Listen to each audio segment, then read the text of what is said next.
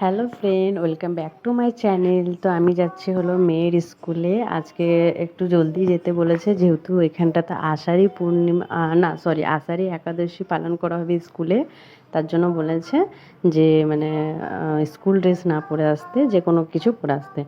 তো ওকে শাড়ি পরিয়ে দিয়েছে। আর বেশিরভাগ এখানে অনুষ্ঠানে না বাচ্চারা শাড়ি পরেই যায়, মারাঠি শাড়ি। তবে আজকে আমি ওকে মারাঠি শাড়ি পরাইনি, আমাদের বাঙালি শাড়িই পরেছি।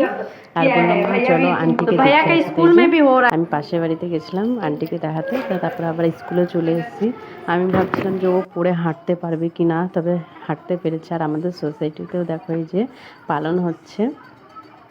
তো এরা খুব সুন্দর আর কি ওকেশনটা পালন করে, মানে আষাঢ়ি একাদশীটা বছরের মানে খুব বড় একাদশী। মানে আমরা যেটা বলি যে শয়ন একাদশী, সেটা ওরা বলে আষাঢ়ি একাদশী। তো এই যে এরা কীর্তন টির্তন করে, পুরো মানে হয় না পাড়ায় পাড়ায় ঘোরে, খোল কীর্তন বাজায়।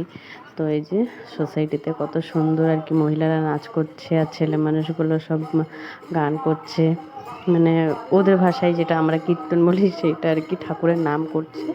তো বেশ ভালোই লাগে, খুব সুন্দর করে ওরা পালন করছে এরকম। আর এখানে না এরা সব কিছুতে অনুষ্ঠান করে, আমার খুব ভালোই লাগে।